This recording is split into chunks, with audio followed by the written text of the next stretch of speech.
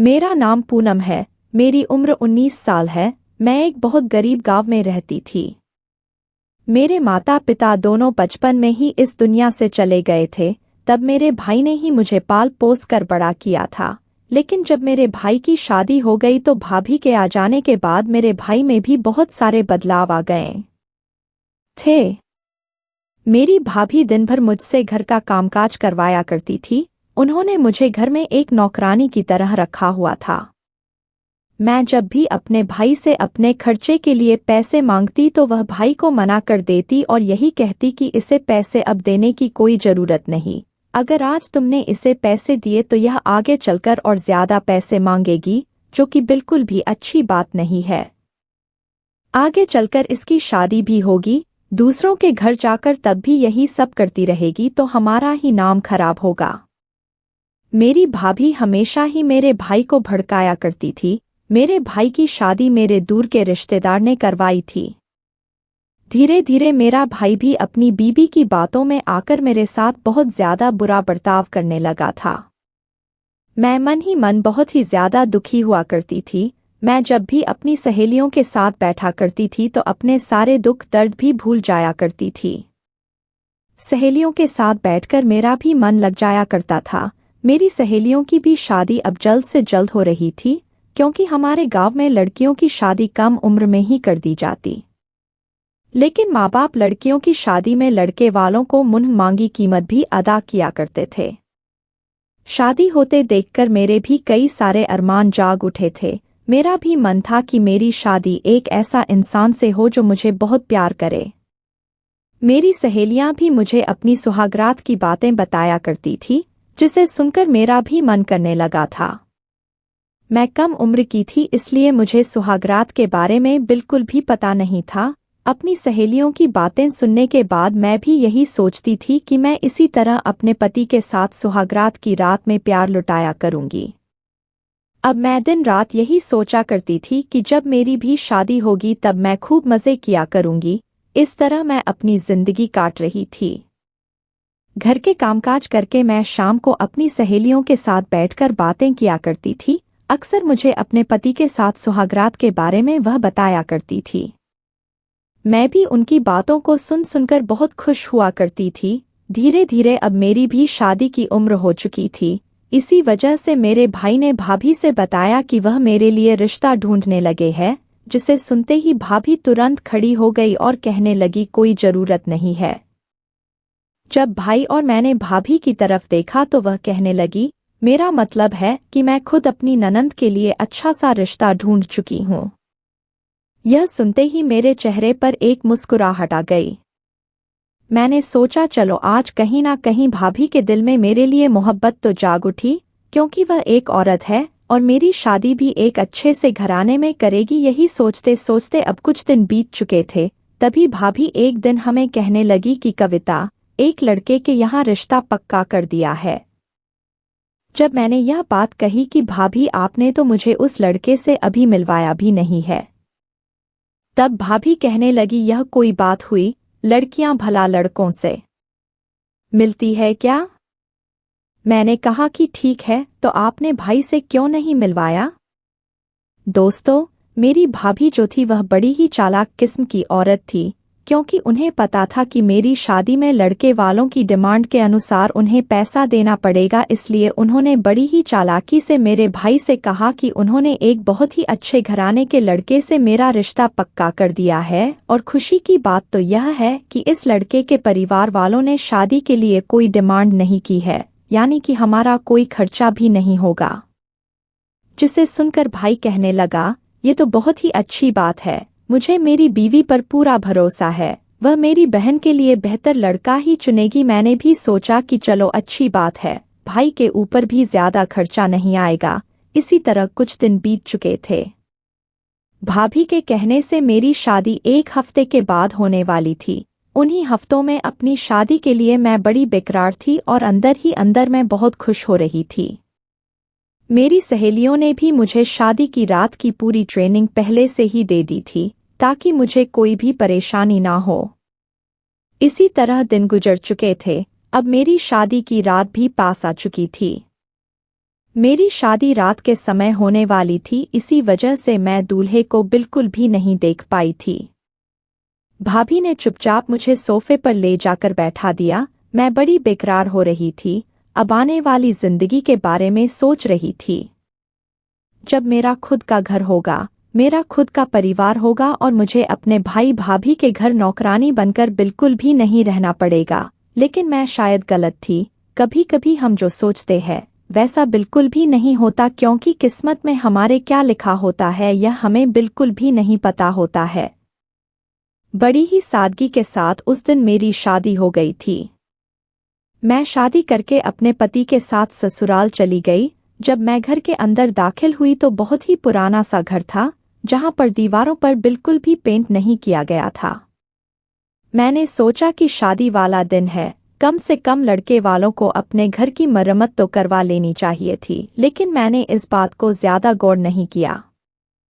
जैसे ही मैं घर के अंदर पहुंची तो घर का हाल बहुत ही ज्यादा अलग किस्म का था, बल्कि हमारे घर से भी यह घर बहुत ही ज्यादा छोटा था।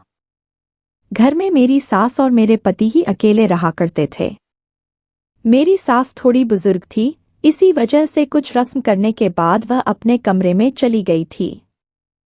लेकिन जैसे मेरे पति ने मुझे मेरे कमरे तक पहुंचाया, कमरे का मंजर देखकर तो मैं बहुत परेशान हो गई, क्योंकि घर ऐसा था जैसे मानो सदियों से बिखरा पड़ा हो, क्योंकि बिल्कुल भी सफाई नहीं की गई थी।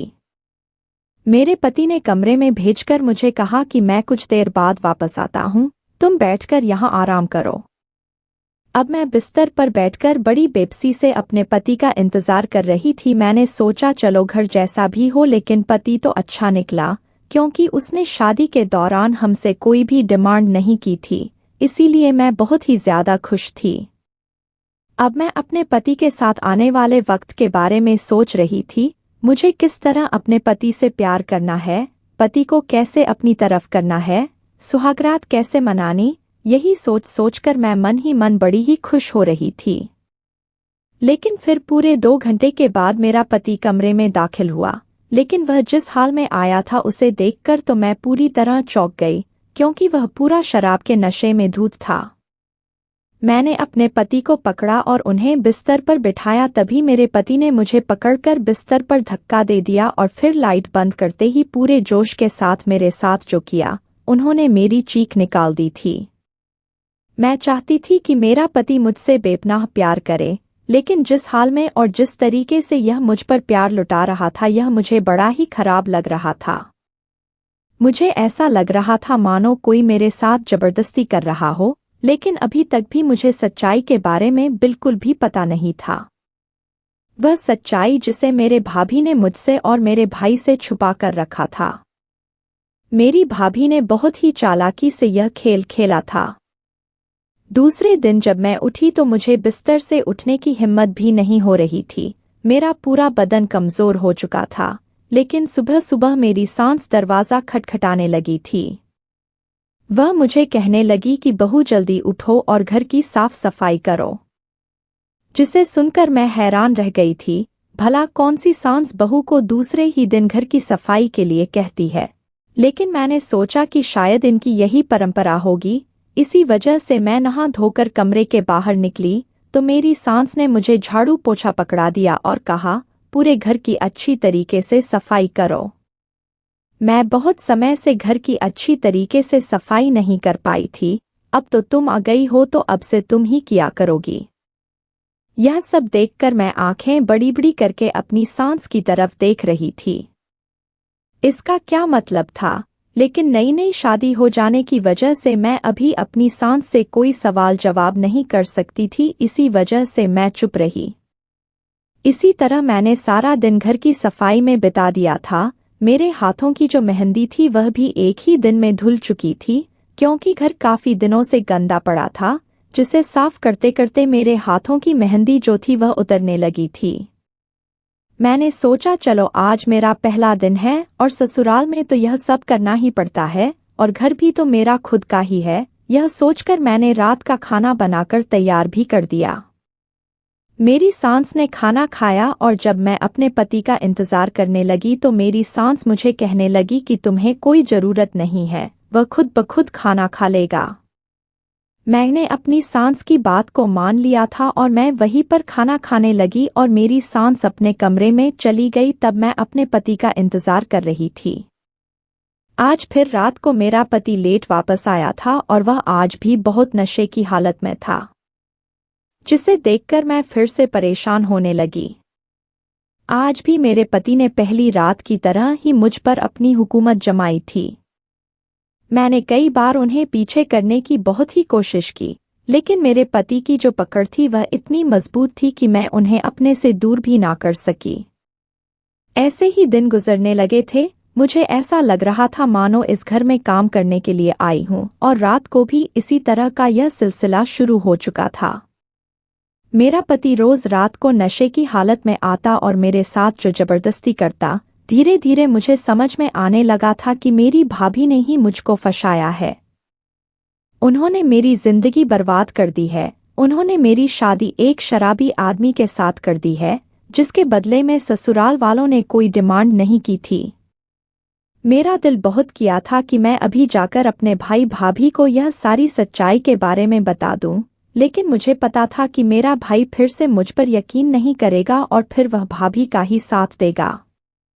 इसी वजह से मैंने उसे अपनी किस्मत समझकर आगे की जिंदगी बिताने लगी। मन ही मन मैं बहुत दुखी थी, लेकिन मैं किसी से कुछ भी नहीं कह सकती थी। घर की हालत भी खराब होती जा रही थी, क्योंकि मेरा पति एक दिन पैसा कमाता तो दूसरा दिन ही उस पैसे को उड़ा देता था। मैं पढ़ी लिखी भी नहीं थी कि कहीं नौकरी भी कर सकूं। मेरे ससुराल में 2 गाय थी जो मेरी सास की थी। वह गाय का दूध बेचकर ही अपने घर का गुजारा किया करती थी। मैंने धीरे धीरे गाय का दूध बेचना शुरू कर दिया था। मैं दूध बेचने के लिए लोगों के घरों में जाया करती थी। धीरे धीरे मेरी हालत बेहतर होना शुरू हो गई थी, लेकिन मेरा पति भी जबरदस्ती इन पैसों को छीनकर शराब पीने के लिए चला जाया करता था। मैं अपनी किस्मत को बहुत ही कोसती थी। भगवान ने आखिर मुझे किस चीज की सजा दी है। तभी मुझे एक दिन पता चला कि मैं मां बनने वाली हूँ। मां बनने के खुशी में मुझे अपनी जिंदगी में एक रोशनी की किरण मिली थी। बच्चों को देखकर ही मैंने अपने आने की जिंदगी के बारे में सोच लिया था। मेरी सास भी अच्छी किस्म की थी। बच्चे की खुशी में उसने मेरा साथ देना शुरू कर दिया। अब वह घर के कामकाज में भी मेरी मदद किया करती थी। मेरा पति इस हालत में भी मेरे साथ संबंध ना बनाए, इसी वजह से उसने मुझे अपने साथ अपने कमरे में सोने की इजाजत दे दी थी। इसी तरह मैं भी अपनी जिंदगी बिता रही थी। अब मैं आने वाली जिंदगी के बारे में सोचने लगी थी कि मेरे छोटे छोटे बच्चे होंगे और वह मुझे माँ माँ कहकर पुकारेंगे। पति का तो प्यार इस जन्म में मिला ही नहीं और ना ही मुझे मेरे माँ बाप का मिला है। कम से कम मेरे खुद के बच्चों का तो मुझे प्यार मिलेगा, यही सोचकर मैं बहुत खुश रहने लगी थी। फिर पूरे 9 महीनों के बाद मैंने 2 जुड़वा बच्चों को जन्म दिया था। कुछ दिन तो मैं बिस्तर पर ही आराम कर रही थी, क्योंकि बच्चे हो जाने की वजह से मुझ में बहुत कमजोरी आ चुकी थी। लेकिन अब धीरे धीरे घर के हालत भी फिर से खराब होने लगे थे, क्योंकि मेरा पति तो कोई कामकाज बिल्कुल भी नहीं करता था। उसे बिल्कुल भी मेरे बच्चों की कोई भी फिक्र नहीं थी। मेरी सास थी जो मेरे बच्चों को देखभाल किया करती थी। फिर 1 महीने के बाद मैंने फिर से दूध बेचने का काम शुरू कर दिया।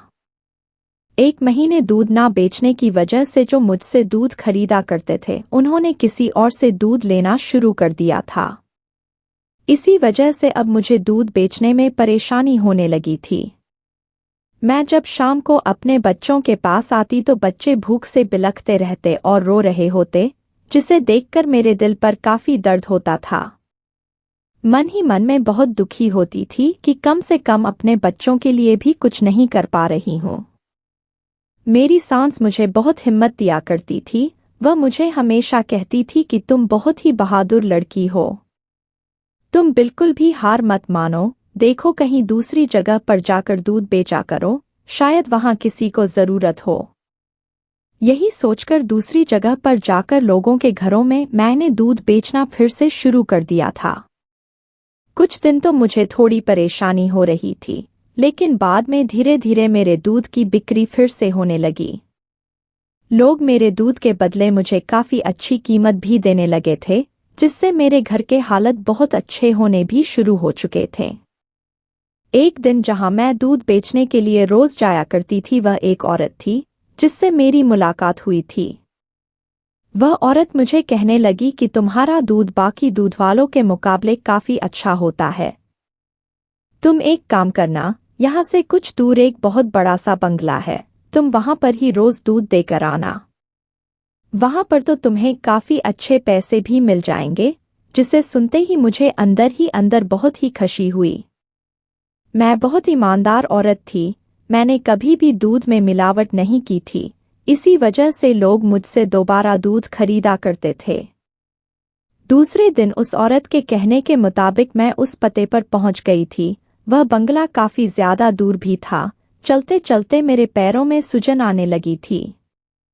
वह घर बाकी घरों के मुकाबले काफी अलग सा था। जब मैंने उस बंगले का दरवाजा खटखटाया तो सामने एक बहुत ही हैंडसम सा आदमी आकर खड़ा हो गया। उसे देखकर मैं थोड़ी हड़बड़ा गई थी। वह मुझे देखकर घूर कर कहने लगा कि आप कौन हो? मैंने कहा, जी मुझे यहाँ पर बताया गया कि यहाँ पर फ्रेश दूध की जरूरत है।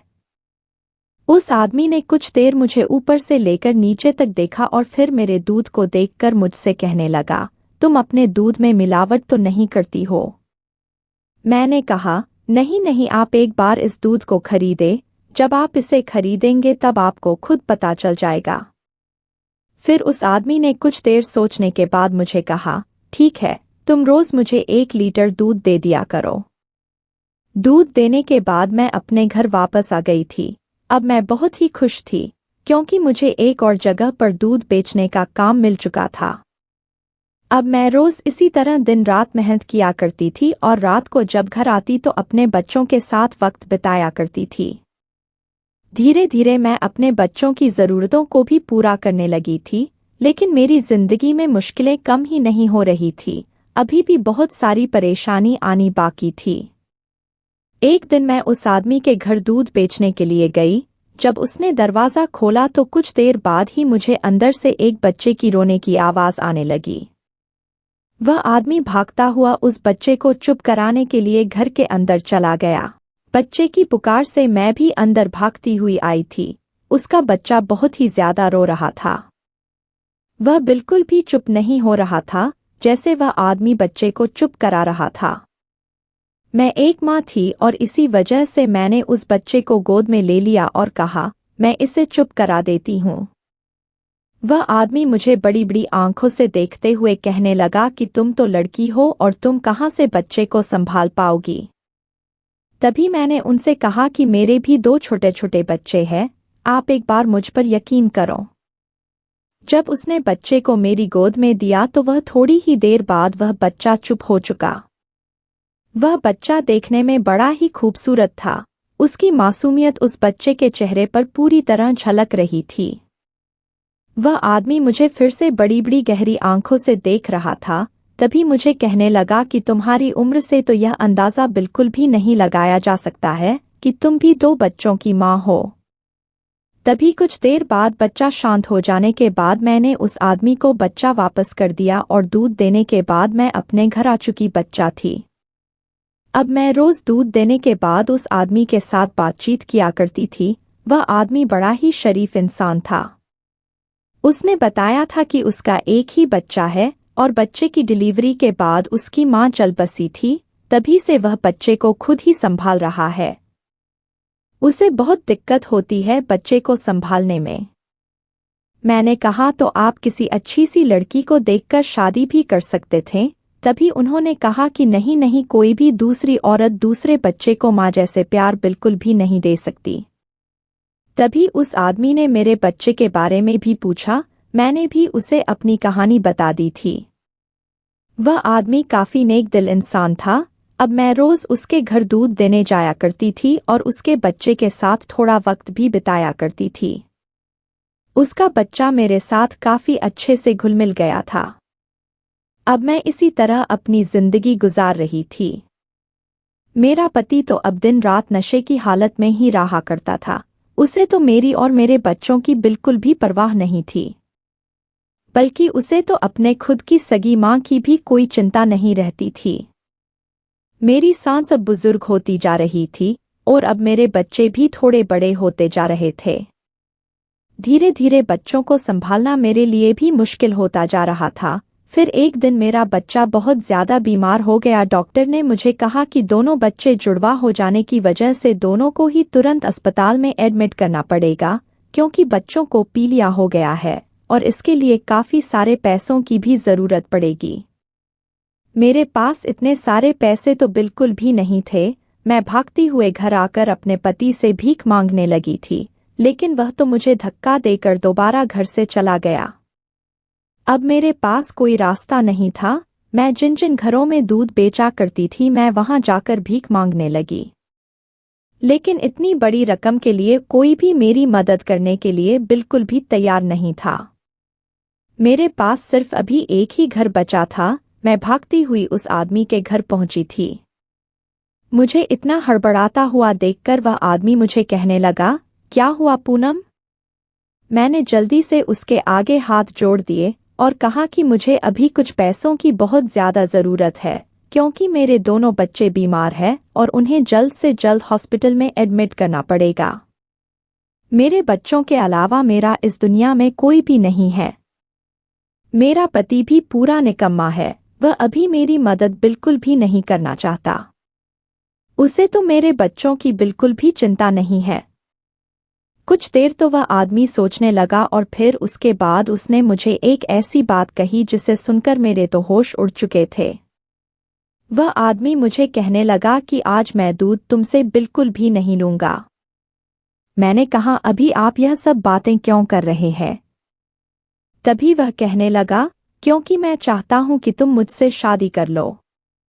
ये बात सुनकर तो मैं पूरा हक्का बक्का रह गई थी। वह कहने लगा, मेरा कोई गलत इरादा नहीं है। देखो, मेरी बीवी इस दुनिया में नहीं है और मुझे भी अपने बच्चों के लिए एक माँ की जरूरत है। तुमने मेरे बच्चे को एक माँ जैसे प्यार दिया है और मेरा बच्चा भी तुम्हारे साथ काफी अच्छे तरीके से घुल मिल चुका है। तुम मुझे अच्छी लगती हो, इसी वजह से मैं तुमसे शादी करना चाहता हूँ। तभी मैं कुछ देर के लिए चुप हो गई। वह बड़ी बड़ी आंखें करके मुझे देख रहा था। तभी वह मुझसे कहने लगा कि तुम अपने पति की भी बिल्कुल फिक्र मत करो। वैसे उसे मैं कुछ पैसे देकर तुम्हें तलाक दिलवा दूंगा, ताकि तुम आराम से मुझसे शादी कर सको।